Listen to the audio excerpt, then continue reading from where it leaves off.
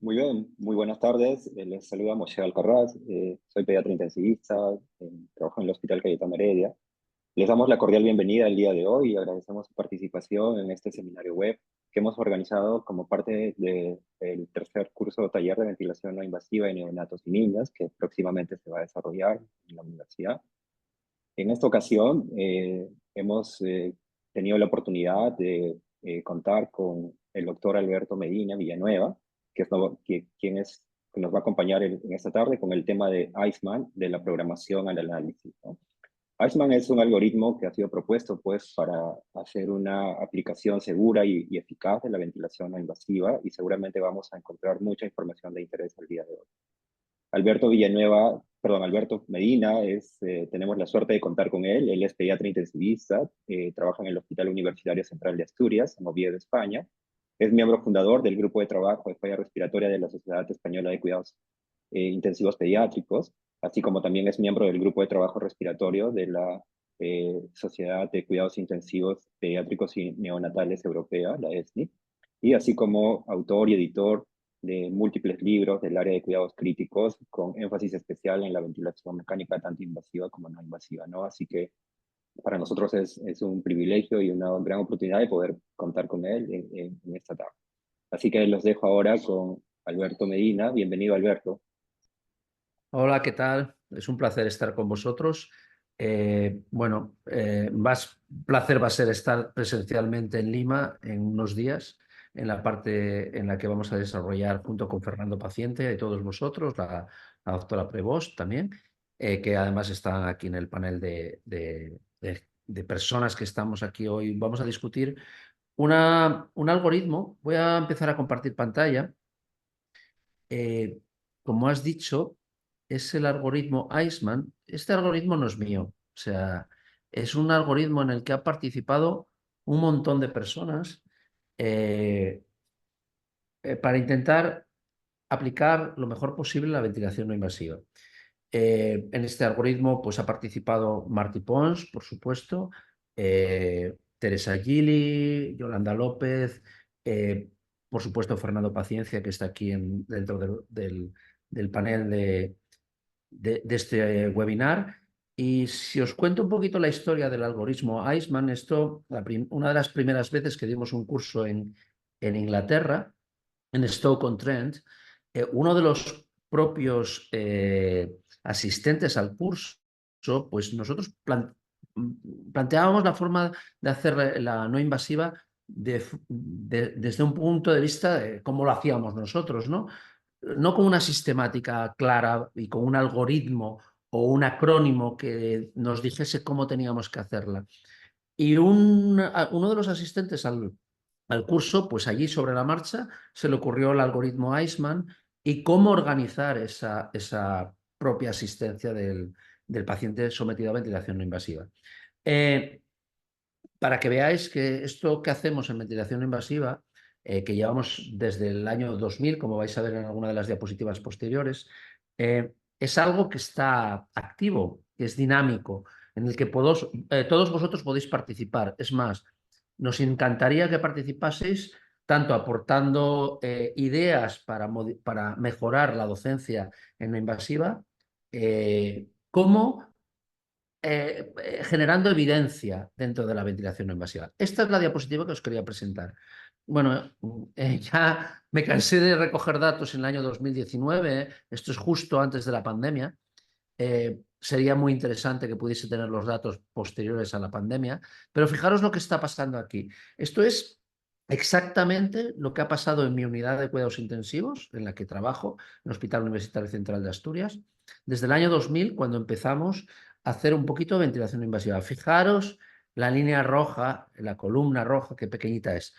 Y fijaros que en aquel momento el 40% aproximadamente de los pacientes que teníamos estaban sometidos a ventilación mecánica. Y era ventilación mecánica invasiva, por supuesto. Y si os fijáis lo que ha pasado a lo largo de estos 20, 25 años casi, es que hemos ido bajando el número de pacientes sometidos a ventilación invasiva. Hemos subido el número de ventilación no invasiva, pero hay una cosa muy interesante, dos cosas muy interesantes en esta diapositiva. La primera es que A partir del año 2010, 2011, 2012, si os fijáis, se estabilizó el número de pacientes en no invasiva e incluso bajó.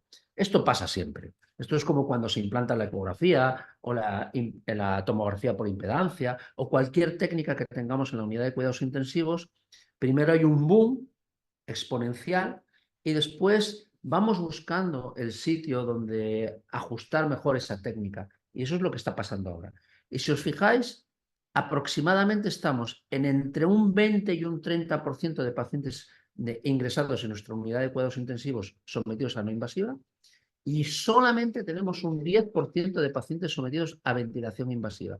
Y si os fijáis, durante todos estos años, la suma de la barra azul y la barra roja sigue siendo 40%. ¿Eso qué quiere decir? Bueno, así a grosso modo, porque no puedo tener datos de evidencia científica clara, pero un análisis de andar por casa me permitiría decir, pues resulta que en el año 2000 probablemente estábamos teniendo intubados a un gran número de pacientes que podríamos haber sacado en no invasiva. El algoritmo Eichmann lo que resume es esta experiencia de estos últimos 25 años para dároslo a vosotros de forma de píldoras de conocimiento para que podáis rápidamente llegar a estos números. Y este es el algoritmo Eichmann. Eichmann significa I de identificación de paciente, C de contraindicaciones, E de elección de material y, por supuesto, enfermería. Es un punto clave. Vosotros, muchas veces en Latinoamérica estamos hablando del terapeuta respiratorio, depende de cada país, ¿no? Pero esa persona que se encarga del cuidado directo del paciente es fundamental en la ventilación no invasiva, mucho más que el médico, sin ninguna duda. El modo ventilatorio, que es donde voy a empezar yo prácticamente, el análisis de las cosas, cómo estamos haciéndolo, si lo estamos haciendo bien o mal, y que tengamos que tomar una decisión a posteriori, que es o lo destetamos o vamos al siguiente paso, al siguiente escalón, que sería la intubación. Pues esto, Fernando, el otro día empezó con unas cuantas letras del principio del algoritmo, que yo voy a pasar rápidamente, simplemente recordando lo que nos pasó a nosotros. Y es que aproximadamente el 75-80% de los pacientes que vamos a tener en ventilación invasiva son los mismos que vais a tener vosotros, son neumonías, bronquiolitis y asmas. Hay muy pocos pacientes con distrés respiratorio agudo, con la clasificación que queráis, la de Berlín, la de Palick, la que queráis. Hay muy pocos pacientes con edema pulmonar, cardiogénico, o laringitis u otras causas. En la elección de material en la enfermería, simplemente un esbozo rápido. Hay mucho material. Yo no recomiendo en que en vuestra UCI tengáis todas las opciones posibles, simplemente que escojáis lo que más se adapte a vuestras necesidades y a vuestras oportunidades de relación con la industria. Nosotros ahora mismo prácticamente solamente utilizamos la mascarilla facial total. Algún paciente lo tenemos en nasal y algún paciente en oronasal, pero prácticamente podríamos decir que todos los pacientes están en facial total. Antes, hace pocos años, utilizábamos el Helmet. El Helmet es una grandísima interfase para aplicar CPAP. ¿Cuál es el problema? Que es cara y que no es reutilizable, al menos este tipo de helmets que teníamos nosotros. Con lo cual, esto al final influye porque estamos hablando de una relación de coste-efectividad. En cuanto al material, también es importante pensar en los respiradores que vamos a poder tener, o bien específicos de UCI, o bien respiradores específicos de no invasiva con mezclador, o bien de domiciliaria, y además van montados con su sistema de circuito, humidificación, etc. No voy a pararme a discutir estas cosas porque esto ya lo ha hablado Fernando Paciencia, que además está presente, que puede aclararnos alguna cosa si es necesario al final en la ronda de preguntas. Y me gustaría más centrarme en lo que es los modos de ventilación que vamos a utilizar en ventilación no invasiva. No voy a extenderme mucho y probablemente necesitaría 2 o 3 horas para explicar las cosas con detalle desde el punto de vista de la taxonomía, etcétera, pero a mí lo que sí me gustaría es las bases teóricas de no los modos, sino a lo mejor las técnicas que tenemos para aplicar. No hablo de ventilación invasiva, porque es una discusión que ahora mismo está en la palestra, sino el soporte respiratorio de los pacientes. El alto flujo, oxigenoterapia de alto flujo, que es lo que tenéis ahí en la parte de arriba, pues hay mucha discusión si es un soporte de ventilatorio o no. Personalmente creo que no es un soporte respiratorio, por alguna de las cosas que os voy a decir a continuación, sino que es simplemente un apoyo de oxigenoterapia. Y que mucha gente piensa que puede tener un efecto CPAP, puede aumentar el lavado de CO2 porque se generan turbulencias en la vía aérea superior y esto pueda mejorar la eliminación de carbónico, mejorar la oxigenación. Esta serie de hipótesis. Luego tenemos la CPAP. Hay gente que tampoco considera la CPAP como un modo ventilatorio. Yo personalmente creo que sí, porque la propia CPAP consigue aumentar la ventilación alveolar, por ejemplo, en la bronquiolitis, abriendo la vía aérea distal, con lo cual, si tenemos un modo que es mecánico y que aumenta la ventilación alveolar, yo entiendo que tiene que ser llamado un modo de ventilación mecánica. Y que esto es lo que os digo aquí, puede incrementar la capacidad respiratoria funcional en un paciente con distrés respiratorio agudo o con un patrón restrictivo con colapso alveolar, recluta alveolos, o bien, como acabo de decir, puede estabilizar la vía aérea distal en pacientes con un patrón de obstrucción de la vía aérea por colapso de la vía aérea distal, con lo cual podría mejorar esto y disminuir el trabajo respiratorio. Y por otra parte tenemos la presión de soporte. Aquí ya tenemos un lío terrible con las siglas, los nombres, porque mucha gente pues habla de ST, mucha gente habla de BIPAP, con I minúscula, con I minúscula. Al final, todos esos modos en ventilación no invasiva se basan en dos cosas. Una, que el paciente está despierto, que es capaz de generar un esfuerzo inspiratorio que activa un trigger. Y dos, que la máquina le apoya a ese paciente con una presión positiva durante la inspiración y solo durante la inspiración. Es decir, al final estamos hablando de una presión de soporte. Por eso necesito luego revisar qué es la presión de soporte. Bueno, vamos a pensar un poco en el alto flujo. Solamente es una disquisición de 3 diapositivas, solamente.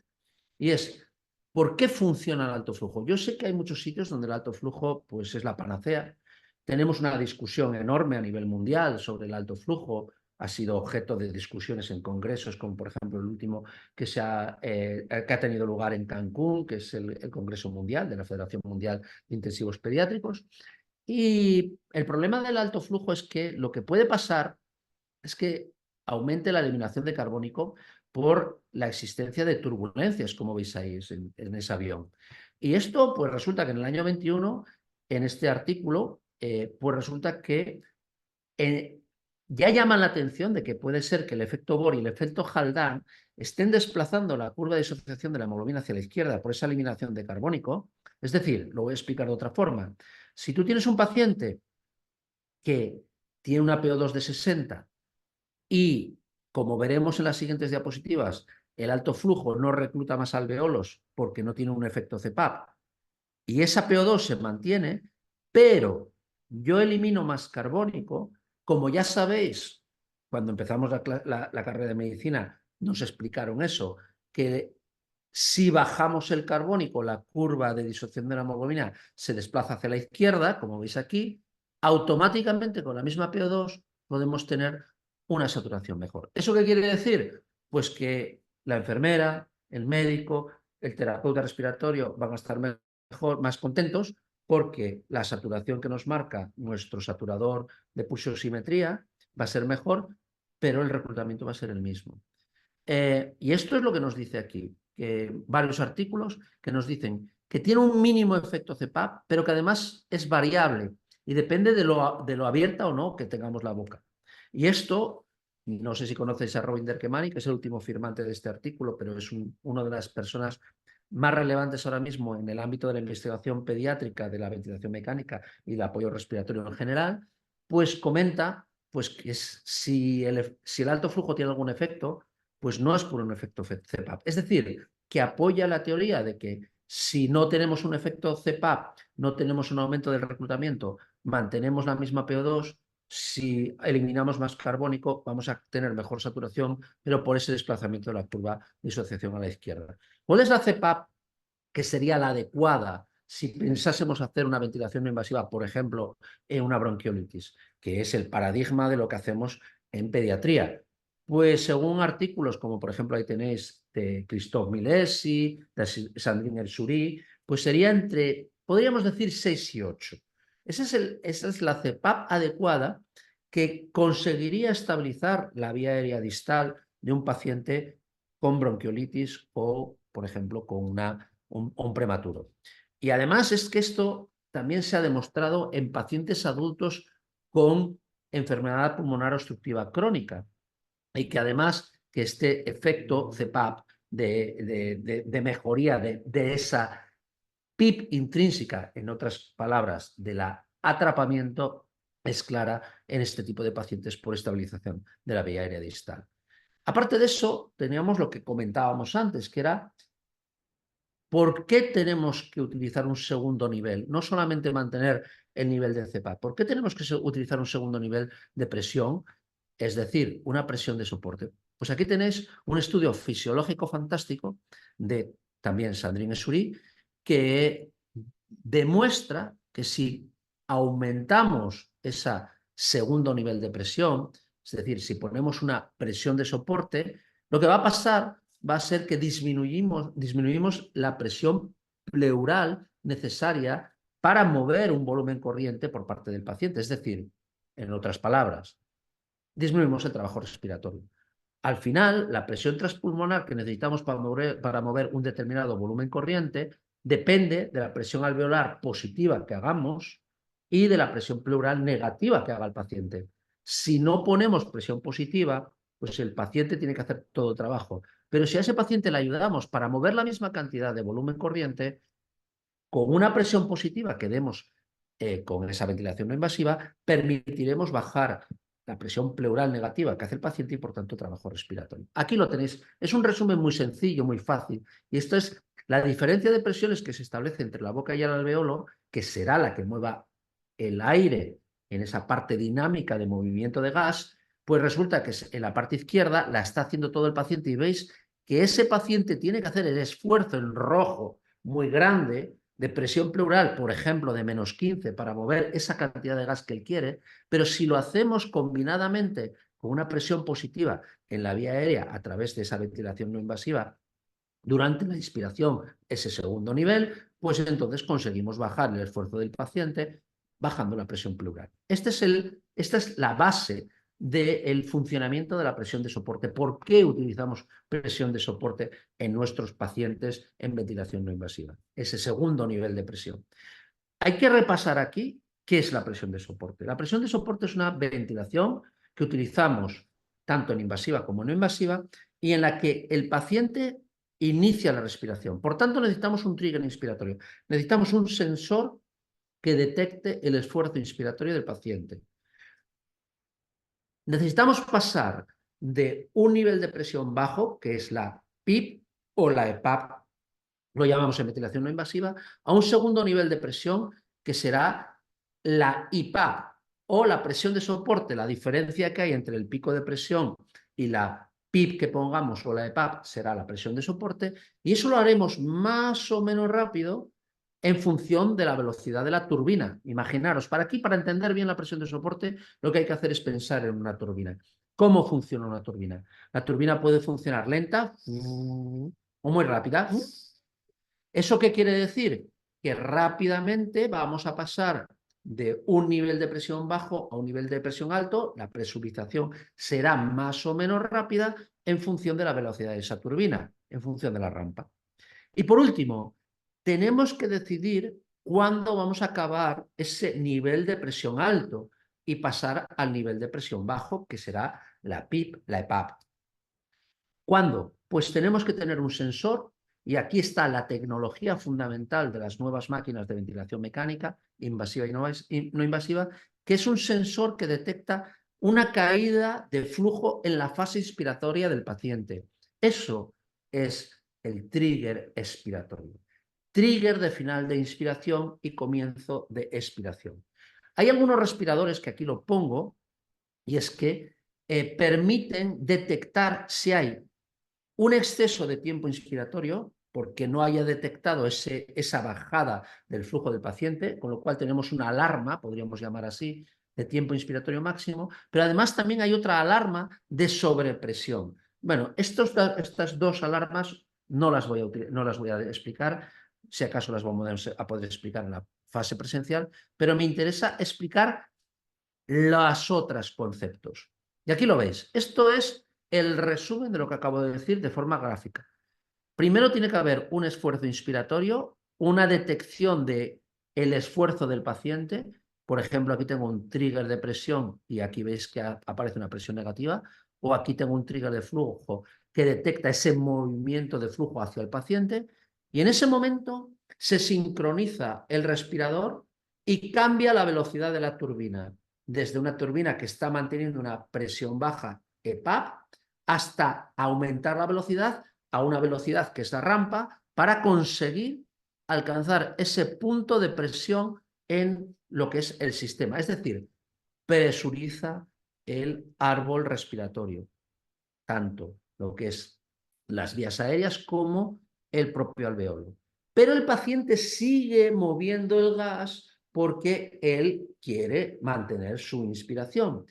De esa forma se mantiene esa inspiración, ese nivel de presión de soporte, hasta que el paciente lo decide, entre comillas. ¿Cómo lo decide el paciente? En realidad lo deciden en un consenso entre el paciente y la máquina. A medida que va hinchando el alveolo el paciente, los pulmones, cada vez es capaz de meter menos gas. ¿Eso qué quiere decir? Que la presurización, la diferencia de presiones que se establece entre fuera y dentro cada vez va a ser menor. ¿Eso qué quiere decir? Que la curva de flujo es decreciente. Y esto es lo que detecta el respirador. El sensor del respirador detecta esta caída de flujo y cuando llega a un límite que nosotros podemos establecer o bien establecido de forma automática, corta esa velocidad rápida de la turbina o abre la válvula expiratoria, depende del tipo de respirador en el que estemos, y permite la salida del gas desde el paciente hacia la atmósfera.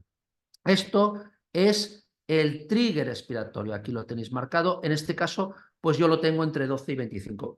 ¿Qué es lo que recomendamos nosotros en ventilación no invasiva? Pues que generalmente vamos a poner 40 y el 15, 20, 25, 30, es decir, entre 15 y 30 lo vamos a dejar para pacientes en invasiva, mientras que en pacientes en no invasiva los vamos a dejar en torno entre 30 y 50. 40 es un buen número para acordarse. ¿Por qué? Porque en ventilación no invasiva hay fugas y la máquina va a intentar compensarlas. Aquí lo tenéis. Este es el resumen de lo que puede pasar si tenemos demasiadas fugas. Y hace que aparezca una sincronía que vamos a repasar luego, que es la sincronía de ciclado retrasado.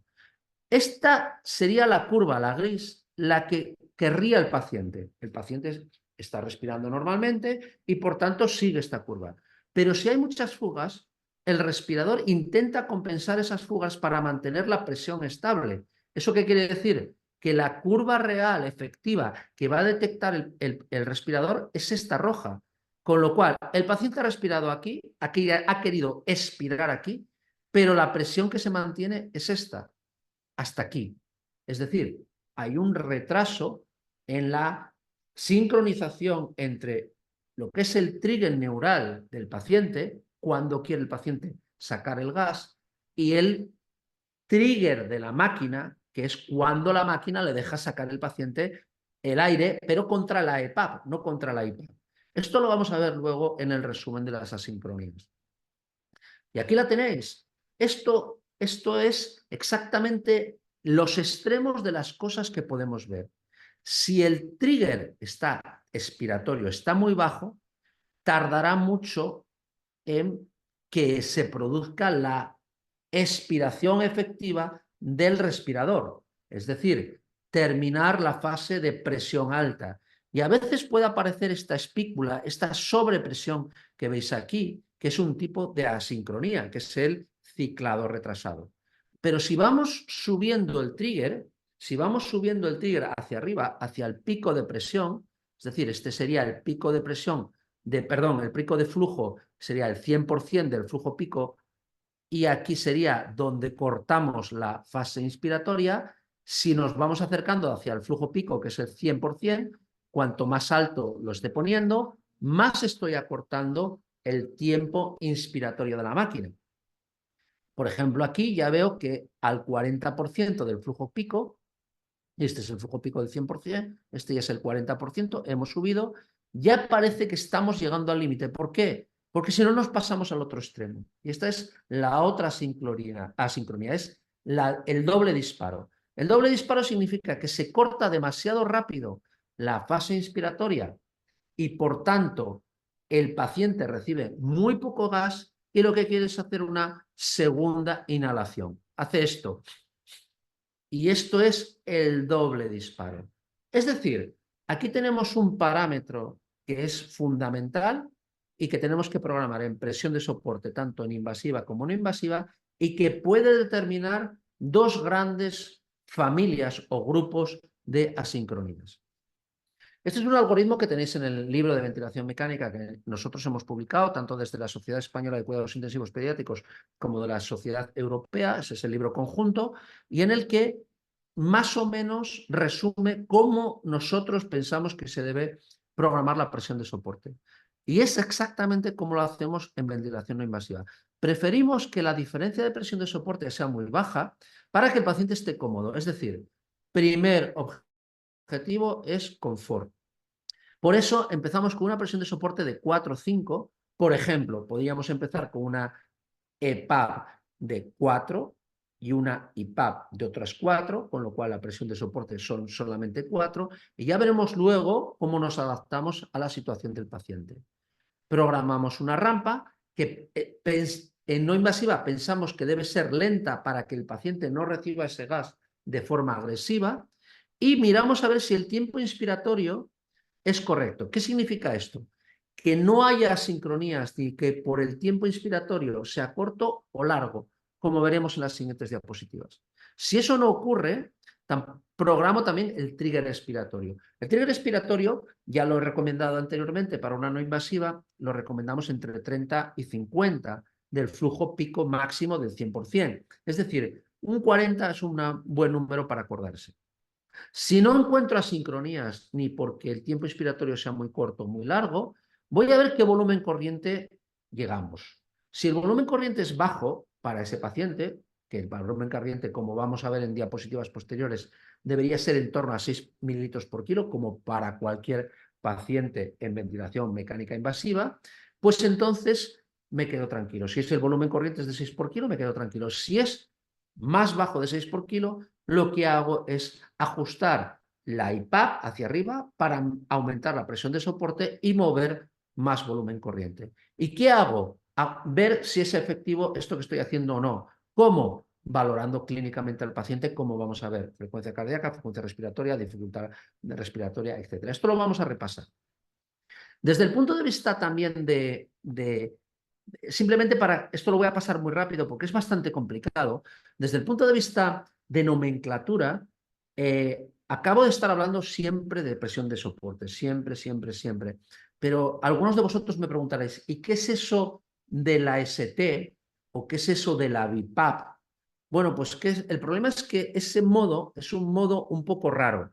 Es un modo que no es una ventilación espontánea continua, sino que es una ventilación mandatoria intermitente, ya que hay posibilidad de que haya ventilaciones mandatorias entre medio de las espontáneas. Y para eso tenemos que repasar las IMVs, que esto lo tenéis en estos artículos de Chatmore, que son artículos de la taxonomía. No voy a entrar en ellos, simplemente os recuerdo que hay una IMV tipo 1, que es la SIMV, que es la clásica, no, esa en la que las mandatorias son fijas, el número de mandatorias es fijas, es decir, en ese IMV si yo programo 20, va a haber 20 mandatorias, pero resulta que en nuestro caso, en este tipo de ventilaciones de tipo ST o BIPAP, en la que os acordáis de que programamos una frecuencia respiratoria de rescate, se incluye dentro de este tipo de mandatorias intermitentes, que son las dos, en las que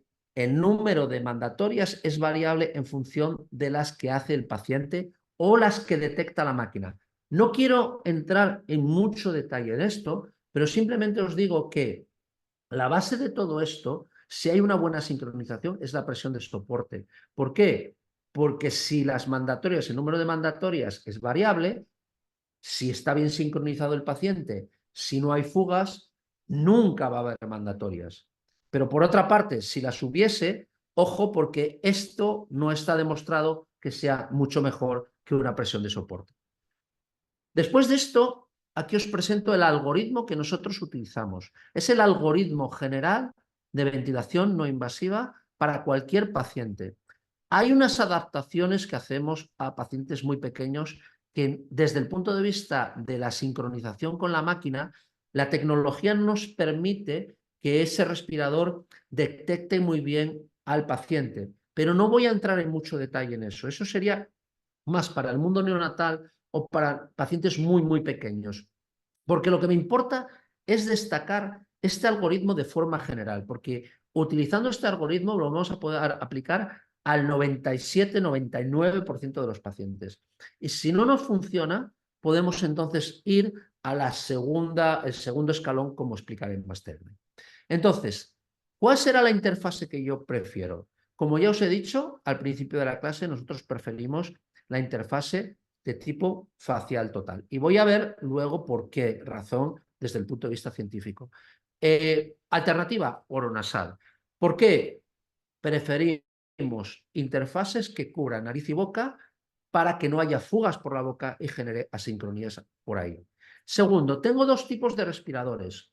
O los respiradores que son genéricos de UCI, de invasiva, que son basados en compresores o válvulas, o los respiradores específicos de ventilación invasiva, que son básicamente respiradores de turbinas.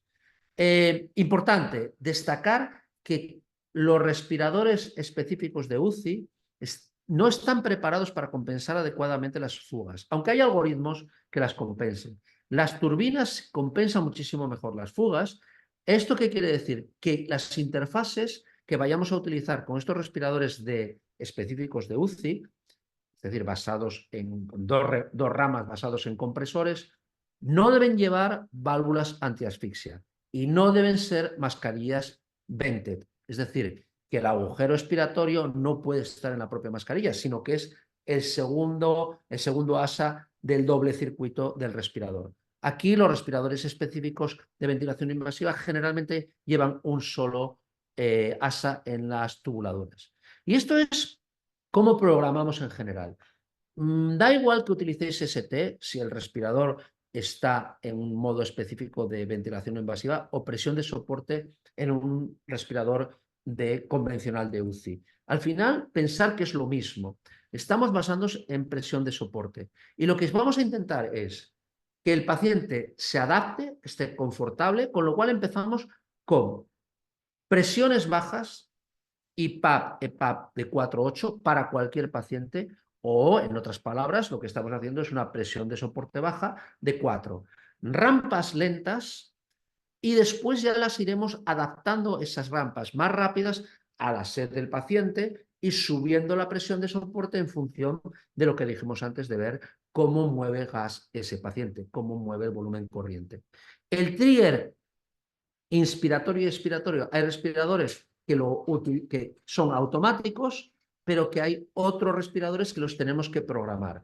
El trigger inspiratorio programaríamos el más sensible posible para que no haya autodisparo y que no el paciente pueda, disparar al respirador fácilmente. Y el trigger expiratorio, ya hemos dicho anteriormente que normalmente lo ponemos entre 30 y 50. El 40 es un buen número para recordarlo. Ojo, porque aquí veis que pongo el tiempo inspiratorio máximo. Es esa alarma que dije anteriormente para que si el respirador no es capaz de detectar esa caída del flujo y mantiene la presión alta, haya un límite máximo. Y ahí vosotros tenéis que pensar en cuál sería el tiempo inspiratorio que querría el paciente para programar esa alarma. Y entonces el siguiente paso sería, y lo estamos haciendo bien, ¿cómo? Lo vamos a subir la IPAP o la EPAP en busca de los objetivos, que los objetivos serán, y la rampa, en base a la tolerancia del paciente, con los objetivos de mantener un volumen corriente de entre 6 y 10 por kilo y ver cuál es la evolución de ese paciente desde el punto de vista clínico. Ver cómo baja la frecuencia respiratoria, la frecuencia cardíaca, cómo mejora la oxigenación y para eso utilizaremos el SF. Ya lo vamos a ver ahora. Aquí, dentro de la A del Iceman, del análisis. ¿Lo estamos haciendo bien? ¿Lo estamos haciendo mal? Bueno, pues, ¿cómo podemos hacerlo? Para esto os presento aquí una tabla que, aunque parezca muy abigarrada, es simplemente un resumen de lo que deberíamos hacer ante cualquier paciente sometido a ventilación invasiva o no invasiva. Da igual. Es el ABC que nosotros recomendamos para seguir a un paciente sometido a ventilación mecánica. A de paciente, B es una broma de ventilador y C de chequeo, de control, etc. Esto que veis aquí es para cualquier paciente invasiva y no invasiva. Vamos a adaptarnos a la no invasiva. En primer lugar, tenemos que ver cómo está el paciente, si está confortable, si no está confortable, si tiene signos de dificultad respiratoria, lo que sea, sudoración, lo que sea. Eso es fundamental. Pero luego tenemos que ir a la B de ventilador. Y en la B de ventilador tenemos esta pantalla, que es un ejemplo de un respirador de no invasiva. Y en primer lugar tenemos que ir a buscar las letras, es decir, el modo en el que está. En segundo lugar, los números. Y aquí tengo dos tipos de números. Los números que he programado y los números que me da el respirador de las mediciones. Y por último, voy a mirar las gráficas, pero aunque lo veamos todo en conjunto, os recomiendo que lo hagáis de esa forma. 1 letras, 2 números, 3 gráficas. Bien, pues el modo. El modo, en el modo, lo que hacemos es ver en qué modo estamos trabajando, que básicamente ya os lo he dicho que en ventilación no invasiva tenemos dos modos, o la CPAP o la presión de soporte. Aunque aquí veis que este paciente está sometido a una ST, lo que os decía yo antes, la ST no deja de ser más que una ventilación mandatoria intermitente de tipo 2, en las que las mandatorias están, el número de mandatorias es variable en función de las que vaya haciendo el paciente, con lo cual, si el respirador detecta todas las respiraciones del paciente, es capaz, si el respirador es capaz de detectar todas las respiraciones del paciente, siempre va a estar en presión de soporte, no le va a dar ninguna mandatoria. Si no es capaz de detectarlas, por la razón que sea, porque hay fugas o porque el trigger no está sensible suficientemente, entonces le mandarán mandatorias. Pero el objetivo que tenemos nosotros es que siga mandando presión de soporte solo y no mande mandatorias. ¿Qué es lo que tenemos que hacer con los números? Tenemos que ver cuál es el volumen corriente que está moviendo y en función de la presión de soporte, que aquí la vemos, aquí tenemos una IPAP y una EPAP. Y la diferencia entre ambas es la presión de soporte. Vamos, pues si nosotros tenemos un paciente que tendría que estar recibiendo 300 mililitros y está recibiendo 210, pues es lógico pensar que ese paciente está recibiendo poco volumen corriente y necesita más presión de soporte. Tendríamos que subir la IPAP. Tenemos que ver fundamentalmente también las fugas. Las fugas las vemos, aquí tenemos un número que nos da las fugas totales, pero podríamos verlas en la gráfica de volumen-tiempo y ver si aparece alguna asincronía. Aquí aparece alguna asincronía, como veis aquí, que vamos a analizar posteriormente. Y en las gráficas es donde vamos realmente a ver las asincronías. Estos son los tipos de asincronías que tenemos. Las tenéis también en un capítulo específico del libro en el que aparecen tres grandes grupos de asincronías. Las asincronías de disparo, las asincronías de presurización y las asincronías de final de la fase inspiratoria, es decir, de ciclado. Voy a poneros un ejemplo aquí. ¿Cuál sería esta sincronía? Y os lo pongo aquí para ver si podéis detectarlo. Ya veis arriba el título, pero veis aquí que hay un esfuerzo, aquí hay un esfuerzo, aquí hay un esfuerzo que no se traduce en un cambio de presiones en el respirador. Eso es un esfuerzo inefectivo y tenemos que analizar por qué puede estar pasando. Lo más frecuente en ventilación invasiva es por las fugas, pero también podría ser porque el trigger es demasiado duro, el trigger inspiratorio sea poco sensible. Vamos a ver la segunda, sería el autodisparo. Fijaros qué es lo que va a pasar aquí. Aquí, en este punto, ha cambiado algo. Y ha cambiado que debido a un aumento de las fugas, aunque no tenga aquí la gráfica de volumen, ha aumentado seguro el porcentaje de fugas. Y aquí lo que está pasando es que este paciente estaba respirando así tranquilamente y han aumentado las fugas y empieza a haber un mayor número de cambios de presión de la EPAP a la IPAP. ¿Eso por qué puede ser? Pues porque se está activando el trigger inspiratorio sin que el paciente lo quiera. Eso se llama autodisparo. Y aquí veis otra asincronía que está, ya os lo había indicado en esa gráfica en la que íbamos cambiando el trigger expiratorio. Este es un doble disparo. Un doble disparo significa que el paciente recibe el gas, por la razón que sea, se corta la entrada del gas y ese paciente queda con sed de gas, que sea con sed de aire, y vuelve a hacer una segunda inspiración. Ese es el doble disparo. Y aquí veis otra sincronía. ¿Veis lo que está pasando al final de la fase inspiratoria en la zona de presurización? Vemos que hay como una joroba, que es una sobrepresión. Eso es porque el paciente está queriendo expirar ya el gas y lo hace contra el nivel alto de presión, contra la IPAP. Esto es un ciclado retrasado. Bueno, pues aquí os lo resumo, aparte de las asincronías de disparo, que es el disparo inefectivo y el doble disparo, os resumo aquí estas dos grandes asincronías, que es la de doble disparo y la del ciclado retrasado.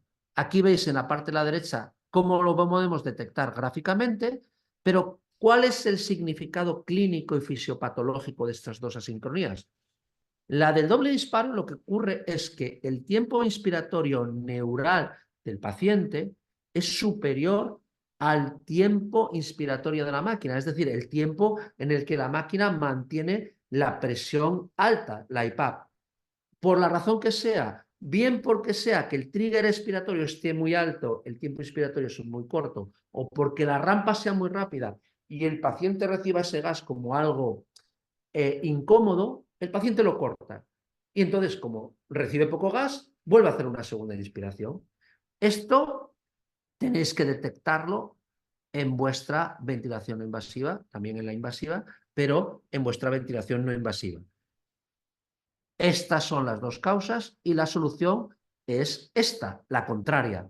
O bien bajo el trigger expiratorio o bien bajo la rampa, la hago más lenta y ahí lo tengo que detectar yo. La otra tipo de asincronía es la de el ciclado retrasado. Lo detecto con esa joroba, esa sobrepresión al final de la curva presión-tiempo. Eso quiere decir que el paciente quiere exhalar el gas y lo hace contra la IPAP. Y esto es porque el trigger, el tiempo inspiratorio neural del paciente es menor que el de la máquina, que el del respirador. Y esto es fundamentalmente, y por eso lo pongo en rojo, porque el trigger expiratorio está demasiado bajo. Es decir, que imaginaros que en vez de haberlo puesto en 40%, lo hemos puesto en el 20%. Tiene que bajar hasta un 20% del flujo pico alcanzado al principio de la inspiración. Es decir, que se alarga mucho el tiempo inspiratorio de la máquina, se alarga mucho en el tiempo en el que la máquina mantiene la IPAP. Con lo cual tenemos que ajustar fundamentalmente ese trigger expiratorio. ¿Puede ser por una rampa lenta? Sí, pero eso ya sabemos que rápidamente esa rampa lenta al principio de cuando ponemos la ventilación invasiva la cambiamos para hacerla más rápida y que el paciente reciba el gas más rápidamente. La C de la monitorización es el chequeo de lo que hacemos. Es decir, todo esto puede estar muy bien o muy mal, podemos haber estudiado mucha fisiología, mucha ventilación, pero resulta que hemos puesto unos parámetros y el paciente no está cómodo. ¿Cómo lo podemos valorar? Tenemos que valorarlo en la oxigenación y la ventilación, básicamente no invasiva, es decir, con el pulsímetro, el capnógrafo o la monitorización transcutánea de la CO2. Y aquí es donde entra un concepto que yo creo que es clave, y es el concepto del SF. Y el concepto del SF es el concepto de la relación entre que se establece entre la saturación medida por pulsioximetría con la FiO2. Y eso nos va a dar un concepto que es el concepto de Shunt, que es un subrogado del PF, de la PaO2 partido por la FiO2. Y esto aquí lo queremos resumir de una forma muy sencilla para hacernos así como un semáforo que nos diga cuándo vamos bien y cuándo vamos a estar entrando en peligro de porque el paciente tenga un sub altísimo. Y este punto es cuando nosotros necesitamos una FiO2 por encima del 50%, el SF que vamos a tener va a ser más o menos de 200, y eso va a suponer que el sub que tenemos va a ser de un 40%. Un 40% de la sangre que está pasando por nuestros alveolos no está oxigenándose, y eso puede ser porque tengamos esos alveolos colapsados por líquido, por meconio, porque tengamos pus, una infección, lo que sea. Y ahí tendríamos que entrar a reclutar esos alveolos. El otro gran paradigma es monitorizar la CO2. En no invasiva, la CO2 medida por capnografía va a ser muy poco útil, y nosotros sí que utilizamos la CO2 transcutánea. Y por último, ¿qué tenemos? ¿Qué hacemos después de que analizamos el fracaso? ¿Sabemos si ese paciente va a estar fracasando o no? ¿Vamos a poder seguir con el paciente no invasiva, o tenemos que destetarlo, o tenemos que intubarlo? Para eso es importante educar al personal que tenemos en nuestras unidades de cuidados intensivos, los médicos, los enfermeros, los terapeutas respiratorios, para poder detectar rápidamente no solamente las asincronías, sino también el que ese paciente pues, esté necesitando más oxígeno, esté incómodo, pueda estar asincrónico. Esas son las cosas que tenemos que hacer. Y esas asincronías es importante decir que depende mucho del respirador. No voy a entrar en detalles, pero siempre los respiradores que tienen módulos de no invasiva van a ser mejores que los respiradores que no tienen módulo de no invasiva, y siempre van a ser mejores los respiradores específicos de no invasiva, con software específicos de no invasiva y turbinas, que los respiradores que están basados en compresores. Es importante también la interfase, y la interfase es importante que sea oronasal y, a ser posible, facial total. Y aquí tenéis un artículo de Marty Pons, en el que destaca, aquí abajo, el uso de mascarilla facial total, y además como variable independiente, como factor predictor de fracaso de la no invasiva o intubación. Otra de las cosas que tenemos que fijarnos es el volumen corriente que estamos utilizando. El volumen corriente, que es el mejor, en el que se está generando menos asincronías, es 6 por kilo, que es exactamente el volumen corriente que tenemos nosotros fisiológicamente. Y en estos artículos veis que cuando tenemos un volumen corriente de más de 9,5 mililitros por kilo, es un indicador, un predictor de fracaso. ¿Por qué? Porque seguro que el paciente está muy incómodo, a pesar de que le hemos estado subiendo la IPAP, está generando mucha presión pleural negativa, está generando un esfuerzo inadecuado, y eso va a poder producir lo que llamamos ahora el SILI, el Self-Induced Lung Injury, o sea, lo que es la lesión pulmonar autoinfligida. Ojo con esto, si vemos a un paciente en no invasiva que, a pesar de que le hemos estado subiendo los parámetros, ese paciente sigue con un gran trabajo respiratorio, y además vemos en el respirador que el volumen corriente que está moviendo es superior a 9 por kilo, ojo, porque ese paciente puede estar fracasando. Y además hay una patología específica, que es la del distrés respiratorio agudo. El distrés respiratorio agudo tiene una probabilidad de fracaso del 50%, directamente ya el 50%. Es decir, es como tirar una moneda al aire. Y además, si mantengo esa ventilación no invasiva, voy a incrementar la mortalidad. Es decir, si yo tengo un paciente con distrés respiratorio agudo, aquí los tenemos, con un PF de 100, es decir, muy grave, con un SUN del 50%, si yo veo que le pongo no invasiva y al cabo de una hora ese PF es de 200 más o menos, ese paciente va a ir bien. Pero si yo veo que ese PF se mantiene en 150, lo que viene a ser un SF de 175, una cosa así, resulta que si me empeño en seguir teniendo nano invasiva, voy a aumentar la mortalidad, porque la mortalidad del SDRA de adulto actual es aproximadamente un 30-35%, y si me mantengo con esa no invasiva en ese paciente que veo que no está yendo bien porque su PF no ha pasado de 150 a 200, la mortalidad se multiplica casi por 2. Ojo con este tipo de paciente. Y por eso hemos diseñado este algoritmo. Este algoritmo, que lo tenéis también en el libro, no quiero incidir mucho en él, pero sí decir que si yo detecto un paciente con distrés respiratorio agudo, que por la clasificación de Berlín sería con infiltrados bilaterales, o es un distrés respiratorio agudo grave por la clasificación de PALIC, ojo, porque si yo tengo una necesidad de FiO2 superior al 60%, ese paciente tiene un PF que es por encima de 150 y va a tener una altísima posibilidad de fracasar, con lo cual igual es mejor intubarlo. Y esta es la última diapositiva, y dices, bueno, pues la penúltima más bien. ¿Cómo mejoro mis asincronías? Pues evidentemente si tengo un paciente que es subsidiario de no invasiva y le pongo CPAP, la CPAP va a generar menos asincronías porque tiene menos tecnología, ya que no tiene triggers, no tiene ni trigger inspiratorio ni trigger expiratorio. Pero si yo tengo que utilizar, además, pensar en la interfase, la mejor es la facial total y el respirador, el mejor es el específico con turbina. En rojo, claramente marcado, evitar las fugas. Cuanto más fugas tenga, más dificultades voy a tener ponerle al respirador para la presurización y para la detección de la caída del flujo, es decir, para el trigger expiratorio. Y tengo que programar adecuadamente estos datos.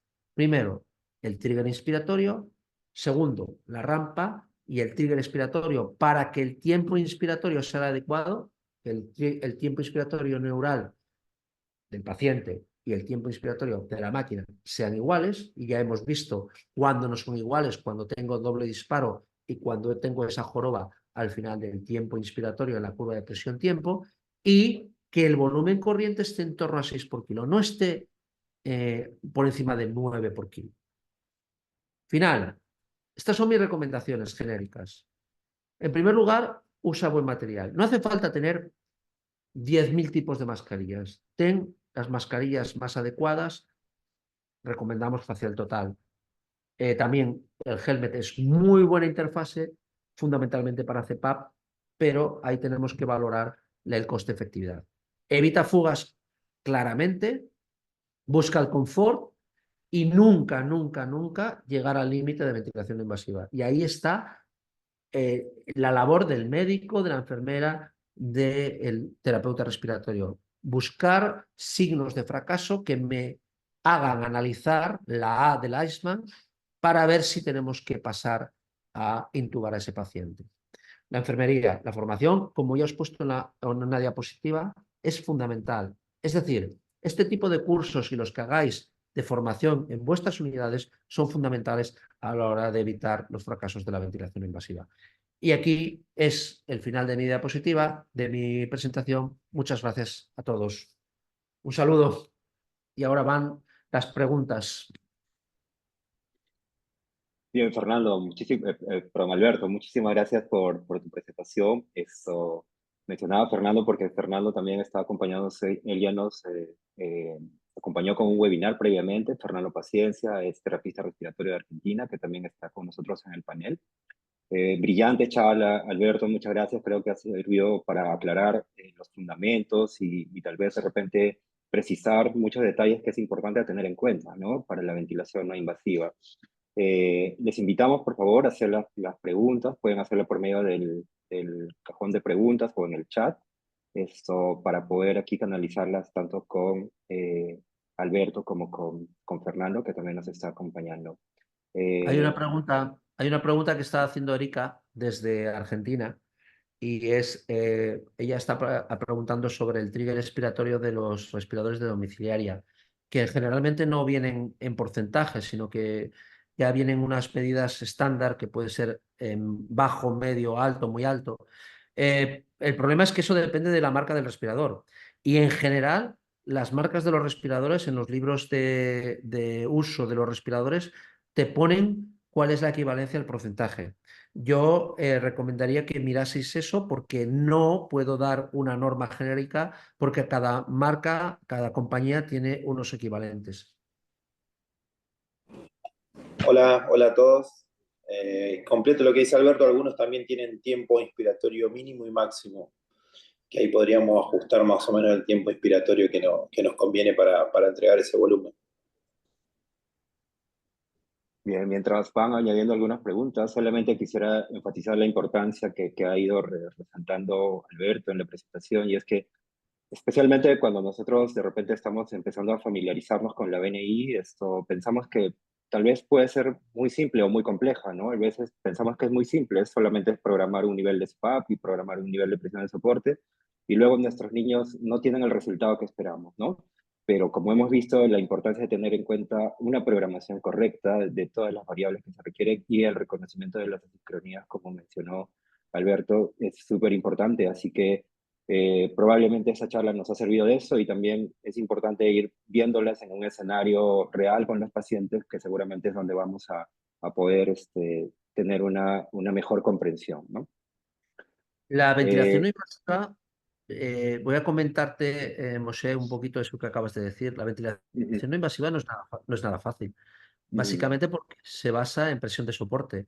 Y la presión de soporte es el modo, podríamos decir, más difícil de todos los que podamos tener, aparte de los modos de IMV, que son modos combinados, en los cuales las variantes de IMV que combinan la presión de soporte con mandatorias, pero la presión de soporte en sí mismo es un modo muy difícil tecnológicamente y muy difícil de analizar lo que está pasando.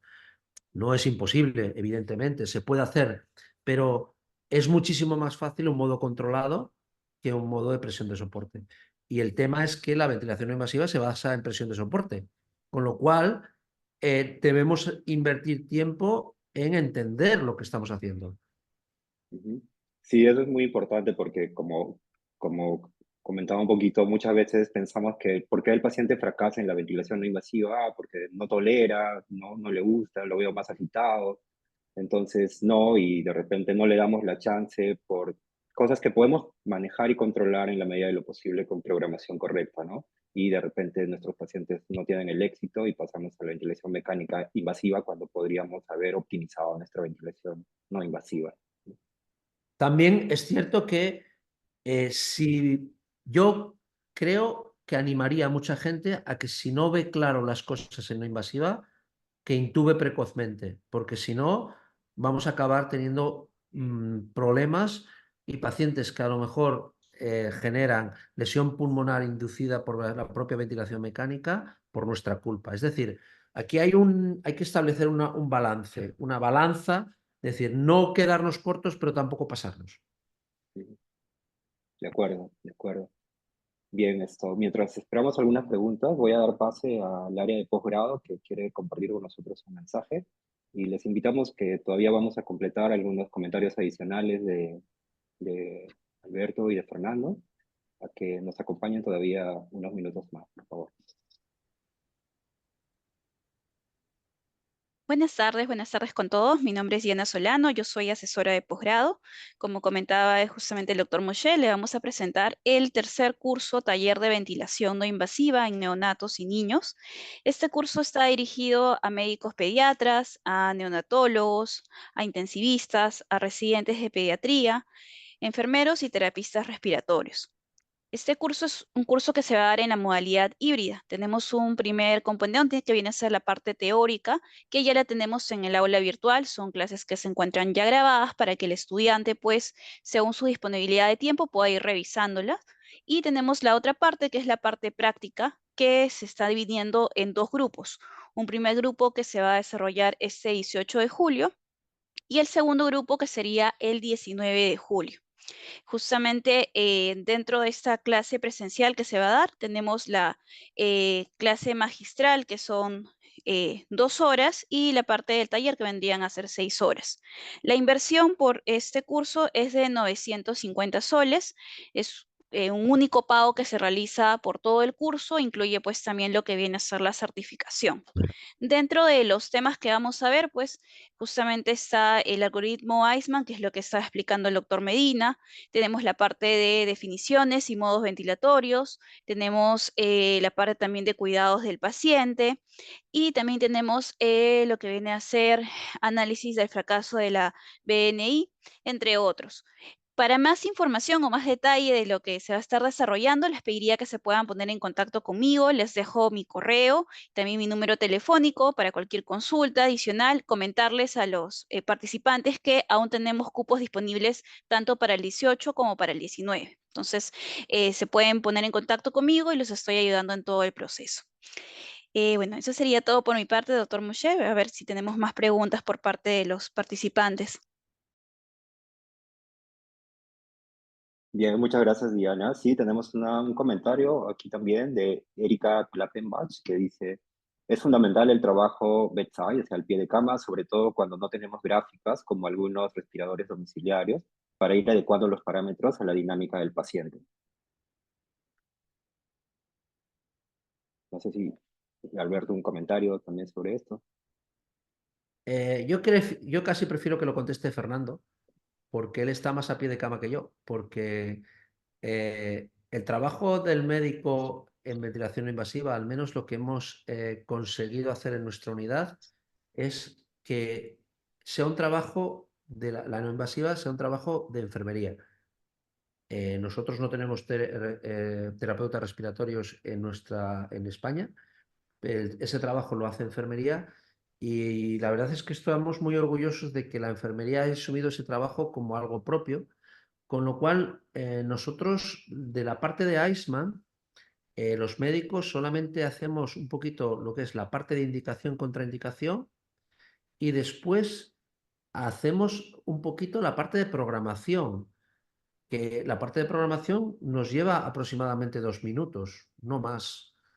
Eh, Enfermería se ocupa de la parte de material, de adaptación del paciente, de confort del paciente, y nosotros vamos haciendo las evaluaciones, el análisis de ver si está yendo bien las cosas o mal, en función de lo que acabo de decir, de la frecuencia cardíaca, la frecuencia respiratoria, el SF, de cómo están la oxigenación, cómo está la ventilación, y ver si decidimos que van bien las cosas o mal.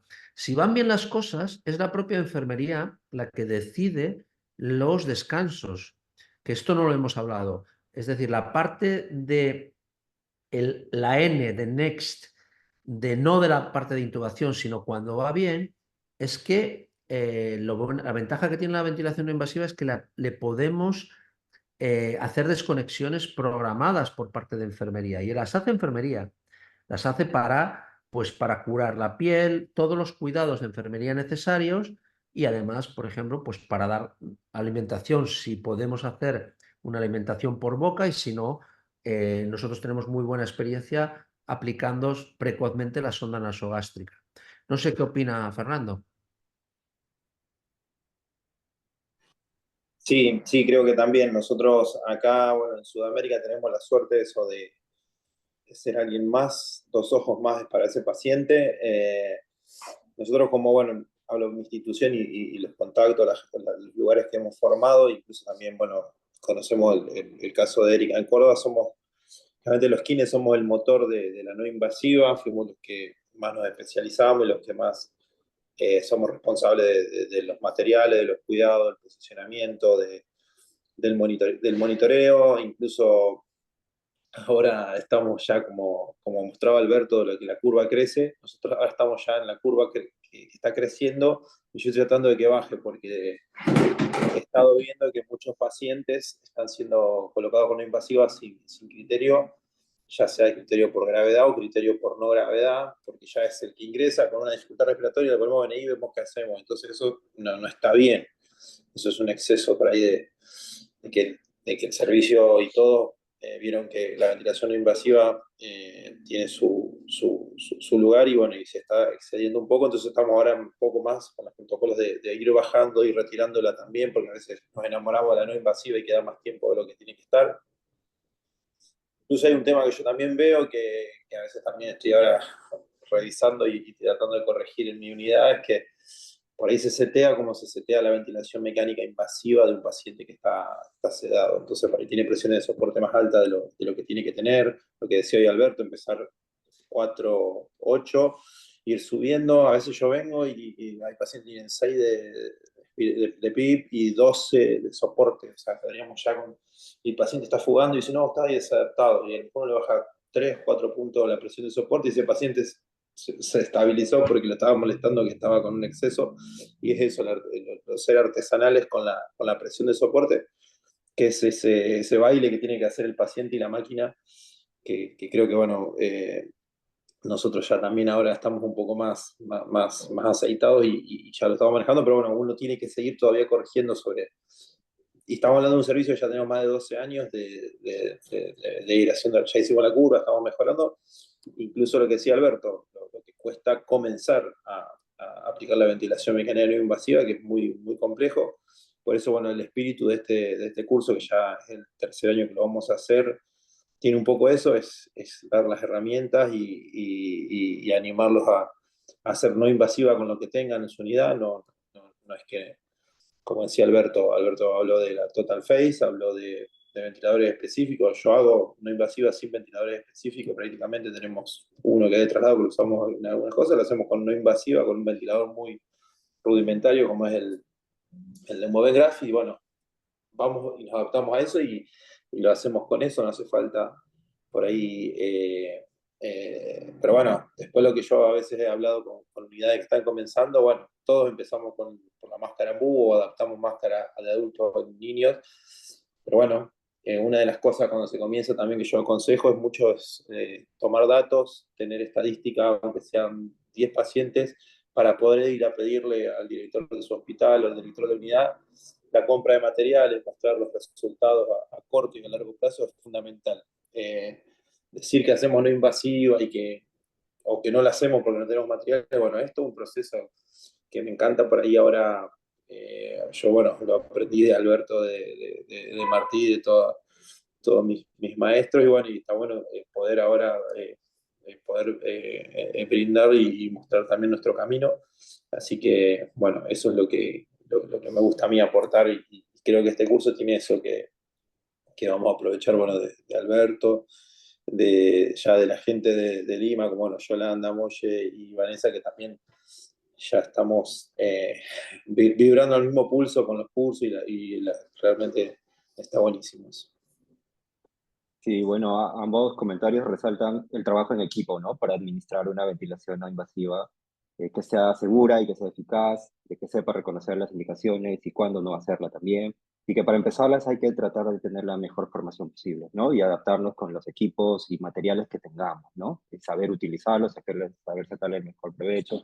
Puedo comentarles que de repente anteriormente no teníamos mucho las interfaces de Total Face o máscaras faciales totales, pero que ahora ya están disponibles también en nuestro medio, así que es un recurso más que tenemos para aprovechar. Ya estamos llegando casi al final, solo una pregunta quisiera hacerte, Alberto, en relación a. Aquí tenemos todavía de repente no tan su acceso a los ventiladores no específicos, perdón, a los ventiladores específicos de BNI, especialmente en los ambientes hospitalarios. Entonces utilizamos los ventiladores convencionales y a veces tenemos el problema en los bebés pequeños, ¿no? Esto por la sensibilidad. Entonces, de utilizar presión de soporte en ellos y tenemos que usar el modo de ventilaciones controladas, ¿no? ¿Qué comentario, tal vez un poquito breve, o nos haría sobre eso, que seguramente podríamos ampliarlo más en el curso?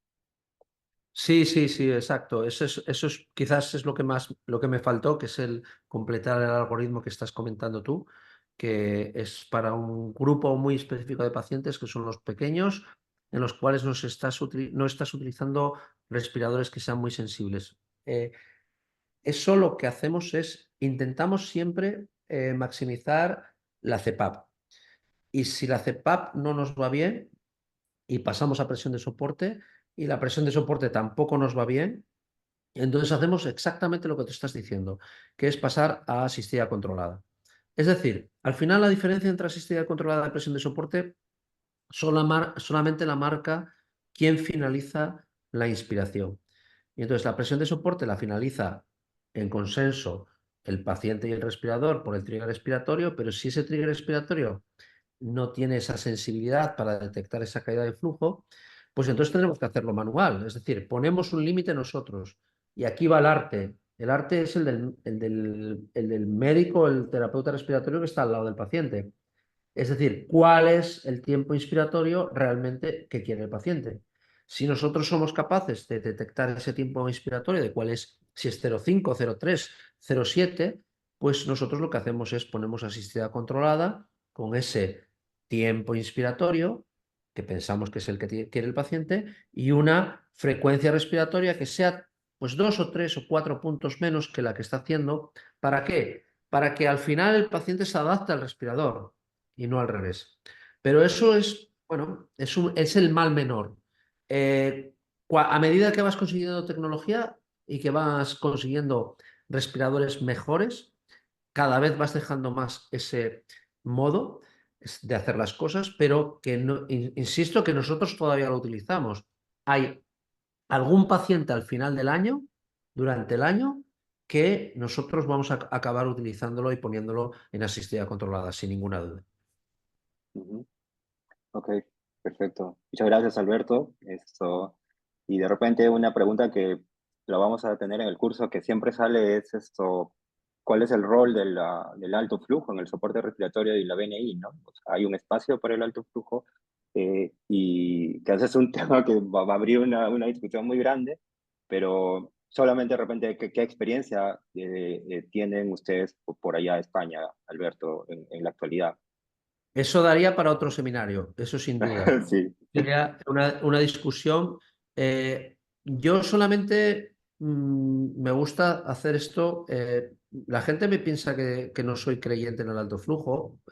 La palabra creyente me parece muy mala palabra para utilizar en ciencia, en medicina, porque aquí no es cuestión de creer o no creer en algo, sino es cuestión de ver cuáles son las evidencias que tenemos, ¿no? Ujú, Entonces, lo primero que tenemos que pensar cuando pensamos en cualquier terapia que esté indicada en algún determinado uso, para que algo digamos que es indicado, tiene que cumplirse dos premisas. Una es que sea más eficaz que el gold estándar que tenemos, que eso es lo que espero que cualquier medicamento nuevo que salga le pase, pero normalmente cuando un medicamento nuevo, pongamos un nuevo antibiótico, sale y lo comparamos con la penicilina, las casas comerciales van a decirte que es mejor y seguramente los trabajos sean mejor, pero el problema es que si eso cuesta 1 millón de euros, no es eficiente. Entonces, cuando nosotros implantamos o queremos implantar un nuevo aparato, un nuevo medicamento, por ejemplo, ahora mismo la vacuna del VRS, tenemos que saber cuál es el coste que vamos a implicar de esa vacuna, ¿no? Con respecto a la variable de resultado. A mí me cuesta mucho creer que el alto flujo, creer no. Lo que veo en lo que he analizado en la ciencia, lo que está publicado, es que el alto flujo, al coste que está, no debe ser utilizado de ninguna de las formas como terapia inicial en un paciente con insuficiencia respiratoria aguda. Y hablo de bronquiolitis, asma y neumonía, que son el 80% de los pacientes que vamos a tratar. En esos tres tipos de pacientes, insisto que para poder contestar a esta pregunta correctamente necesitaría 1 hora de diapositivas de evidencia, pero así, a bote pronto, diría que como terapia inicial no debe ser utilizada.